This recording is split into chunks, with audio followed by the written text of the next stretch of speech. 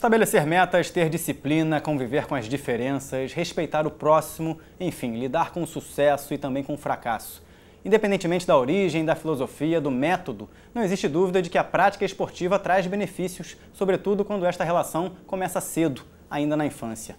Agora, de que maneira características como a determinação, a capacidade de superação, a força para cair e levantar, por exemplo, podem favorecer o crescimento de uma criança ou a formação de um adolescente?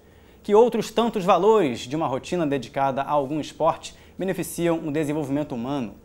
O ex-judoca Flávio Canto, medalhista olímpico, começou um pouco mais tarde, na adolescência, ali por volta dos 14 anos. Fato que não o impediu de conquistar muitas medalhas e de entender que a responsabilidade social fazia parte da sua trajetória. Paralelo às atividades no tatame, ele levou para a vida alguns ensinamentos da experiência como atleta de alto rendimento para criar um instituto que, desde o ano 2000, promove o desenvolvimento de crianças e jovens por meio do esporte. Flávio Canto é o nosso convidado de hoje na série de entrevistas sobre o esporte, a cidadania e a formação do atleta. Tudo bom, Flávio?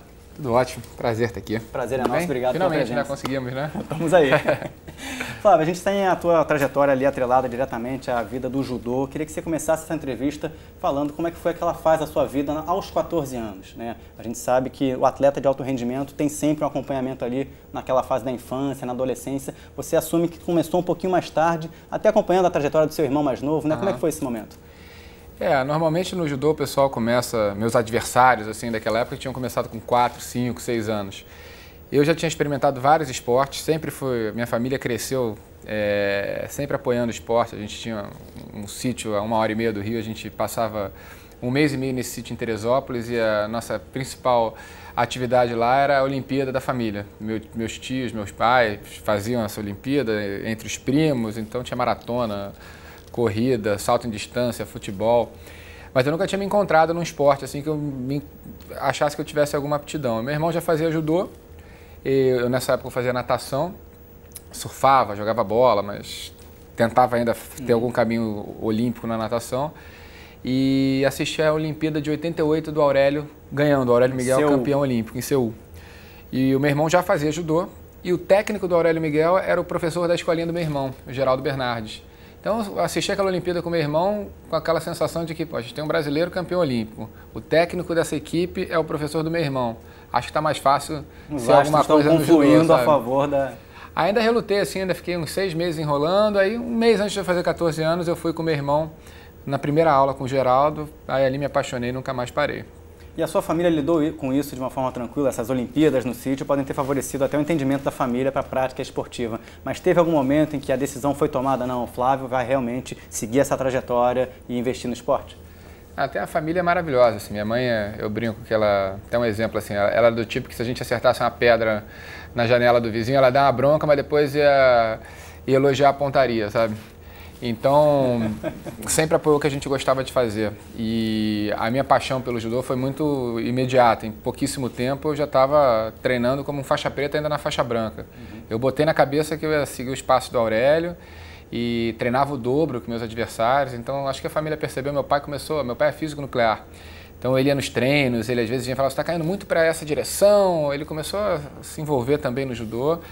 E toda a família ficou envolvida. Em 5 anos eu dei uma acelerada maior do que eu imaginava, eu peguei a seleção adulto, eu ainda era júnior, eu estava com 19, eu queria naquele ano ir para o Pan-Americano Júnior, eu fiz uma seletiva para o Pan-Americano, para os Jogos Pan-Americanos Adultos de Mar del Plata, e acabei passando, aí nunca mais saí. Aí fiquei na seleção aí durante, sei lá, 15, 20 anos, e a família toda envolvida, indo para a Olimpíada junto comigo, mundiais, passou a ser... Acho que uma rotina de todos nós.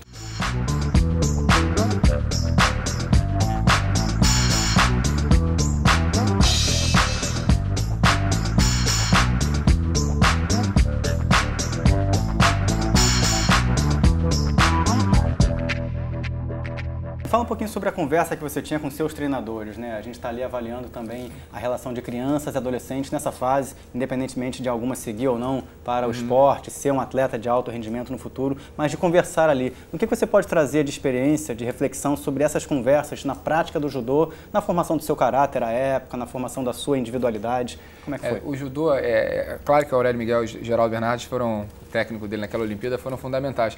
Mas outra coisa que me influenciou muito a entrar no judô, Foi uma briga na escola. Eu tinha trocado de escola, eu estudava numa escola experimental bem pequena, com turmas de 10, 12 alunos, com método construtivista, e fui para uma escola grande. E os alunos que vinham de fora entravam na turma de alguns alunos repetentes também. Então era uma turma com idades e tamanhos diferentes. Um ambiente até favorável ao bullying, né? Um ambiente favorável à animosidade. Eu sofri bastante. E o primeiro dia de aula, um dos garotos me chamou para brigar. Eu, com 11, 12 anos, falei, pô, tem que brigar, né? Tô chegando aqui na escola, achei que era a minha prova ali para mostrar que eu tinha chegado. E eu apanhei do menino. E depois eu descobri que esse menino era o que apanhava de todo mundo. Então eu substituí ele ali, entrei em primeiro da fila no bullying da turma. E passei um ano difícil a beça, assim. E eu entrei no judô também pensando, pô, vou me vingar desses meninos, vou saber me defender.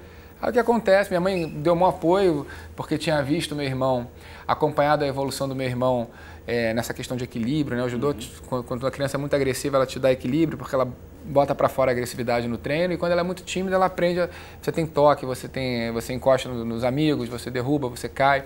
Então tem essa característica de dar equilíbrio. E quando eu entrei no judô, nunca mais briguei. Eu fiquei amigo de todo mundo e acabei o resto da minha vida escolar defendendo quem sofria bullying, porque eu já tinha passado por aquilo, né? E em relação a valores judô, eu entrei pensando nisso, em medalhas, em me defender, e aos poucos eu fui percebendo que o judô era muito mais do que isso, né? O judô, acho que dos esportes que eu conheço, é o que tem uma preocupação com a formação moral do atleta maior do que qualquer outro, porque até na concepção original do judô, o Jigoro Kano, que é o fundador do judô, ele criou o judô pensando na evolução do atleta como pessoa, como ser humano. E o Jigoro Kano, ele resolve seguir um caminho inverso, pegar o que ele achava de mais interessante da cultura japonesa, que para ele era o Bushido, o código do samurai, a cultura dos valores do samurai, pegar o que ele achava de mais interessante das artes marciais japonesas, que eram chamadas de jiu-jitsu, e formar uma arte marcial para exportar. E o judô passou a ser para ele uma maneira de mostrar o Japão para o mundo.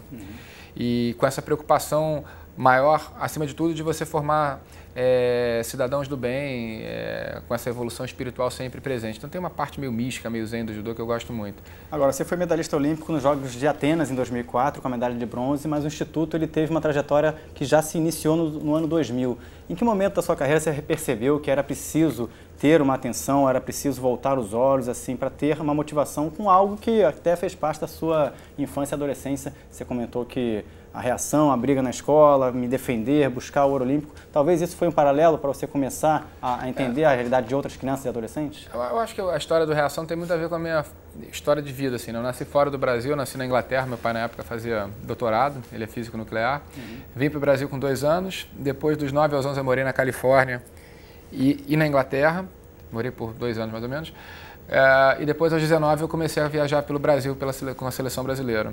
Então eu tive uma vida bastante em países, sempre viajando para países normalmente mais desenvolvidos do que o nosso. E para mim foi mais difícil, acho que, do que para os meus amigos, achar essa paisagem onipresente aí do Rio natural, né? Você ter miséria e opulência convivendo lado a lado. Então eu cresci, acho que com mais indignação do que a maioria das pessoas que eu conhecia. E desde os 19, assim, 20 anos, eu comecei a fazer, com alguns amigos, ações pontuais, assim, de filantropia. Até que uma hora ele começou a ficar muito pequeno, eu vi que não transformava de fato a vida de ninguém, eram momentos só. E na Olimpíada de Sydney, em 2000, que era para mim a minha grande Olimpíada, eu tinha ido para 96, tinha ficado em 7º em Atlanta.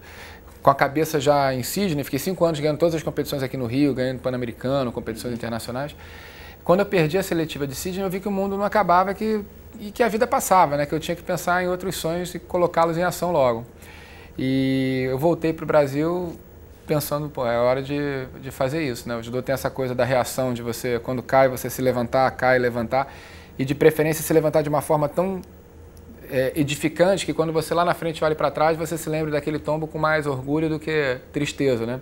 Então, nessa loucura minha de querer transformar meus tombos em levantadas edificantes, eu achei que era o momento certo para colocar esse sonho em ação. Então, quando eu voltei para o Brasil, eu comecei a dar aula na Rocinha, num projeto social, e sem saber exatamente qual era o potencial que o judô e o esporte tinham de transformação, né, na vida das pessoas, e eu vi muito rapidamente assim que tinha um impacto fulminante, assim, no bom sentido, sabe? Aí ali a reação foi crescendo. Teve vários episódios assim que foram marcantes e me fizeram perceber que a gente tinha escolhido uma ferramenta certa. desde a morte de um aluno nosso assassinado e no enterro dele, as crianças colocando a camisa do Reação no peito dele e a família orgulhosa daquilo. E a gente percebendo a sensação de pertencimento que a gente já tinha provocado com Reação, né? Até situações de autoestima, melhora na escola, melhora no relacionamento em casa. Aí a Reação foi crescendo, crescendo, e foi a melhor maneira que eu encontrei de mudar o mundo, assim. Talvez seja até um pouco precoce fazer alguma análise do Instituto com essa trajetória que ele tem, né? Porque às vezes a gente precisa de 50 anos, 60 anos para fazer uma análise. Mas já dá para fazer alguma reflexão sobre a relação que você tem com adolescentes e jovens em situações de vulnerabilidade, né? Porque dá para, de repente, ter lá não só da Rafaela, você fala um pouquinho dela, mas das pessoas que passam pelo Instituto, não se transformam em atletas de alto rendimento, mas que têm ali alguma possibilidade de refletir sobre a sua própria vida. Teve a Unesco, uma vez fez uma entrevista com um aluno nosso, perguntou se ele era bom de judô. Aí ele respondeu, acho que a resposta dele foi muito bonita. Ele falou, de judô eu não sou bom, mas graças ao judô eu descobri que eu sou muito bom em matemática. Então acho que o esporte e o Reação conseguem levar autoestima. Agora, muitos projetos sociais associam diretamente a prática esportiva ou a prática do próprio projeto à frequência na escola. Isso não é necessariamente uma obrigatoriedade para o perfil dos alunos, digamos assim, do Reação. Como é que você faz essa escolha? Como é que você justifica uma escolha como essa, por exemplo? A não necessidade de estar atrelada à rotina escolar. Não, na verdade, virou quase que um clichê, né, de terceiro setor, né? A criança, para se matricular, ela tem que estar previamente matriculada na rede formal de ensino. É um clichê do terceiro setor. E acho que isso não faz o menor sentido, né? Que quem não está na escola é quem mais precisa de algum tipo de suporte para depois ser encaminhado à escola. Então, na verdade, a gente não tem alunos que ficam lá muito tempo e não são encaminhados para a escola. Mas a vontade que a gente tem é pegar todo mundo que, acho que quanto mais afastado do estado a criança estiver, mais importantes seremos, né? Para reconduzi-la à sociedade.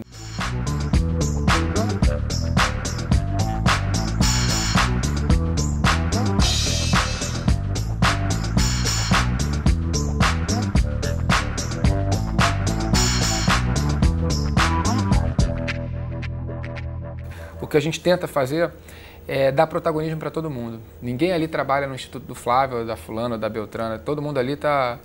Eu ali estou exercendo a melhor parte de mim, sabe? Como é que você analisa o caso da Rafaela Silva e as questões associadas a quem está ali realmente se desenvolvendo com talento na prática do judô? A gente tem o nosso slogan lá, formando faixas pretas dentro e fora do tatame. E a ideia é diferente de formando campeões dentro e fora do tatame, é formando faixas pretas, né? E o faixa preta dentro do tatame é o cara que se supera a cada dia, e o fora do tatame, mesma coisa. Quando a gente tem a Rafaela sendo campeã mundial, outros atletas ganhando pan-americanos, brasileiros, cariocas, viajando o mundo, a gente perdeu a gente não teve mais aquele problema. Eu parei de ser a referência principal deles, eles podem olhar para a amiga do lado que chegou. E isso faz a criança, quando entra, acreditar que ela pode ser... A Rafaela foi a primeira campeã mundial de judô brasileiro. Fala, por que eu não posso ser engenheiro, médico, policial, o que eu quiser? Eu estou fazendo essa pergunta para todos os convidados e faço para você também, independentemente da sua prática, né? O Brasil já sediou Pan-Americano, Copa do Mundo, Olimpíadas. No que diz respeito à prática do judô, às atividades ligadas à sua trajetória, o que você consideraria um bom legado dos jogos que vem por aí? Em termos gerais, o Brasil seguramente deve alcançar a meta, né, estipulada pelo COB, que é de conseguir ficar entre as 10 principais potências em quantidade de medalhas, né? A gente está falando em torno de 27 medalhas. E os números recentes em mundiais provam que que isso deve acontecer. E o judô foi sempre um protagonista nesses quadros, né? O judô, até pelo COB, é apontado como carro-chefe, né? O judô, ele conseguiu 4 medalhas na última Olimpíada, foi o melhor resultado em quantidade de medalhas. Aí no Mundial seguinte conseguiu 6 medalhas. No Mundial de 2014 caiu para 4. Então acho que o Brasil, nessa Olimpíada, sendo em casa, a gente tem um histórico positivo lutando em casa. Diferente do Brasil no futebol, no judô o Brasil normalmente vai super bem em casa. Então acho que 5, 6 medalhas é um número assim bem plausível. E seria um recorde em número de medalhas.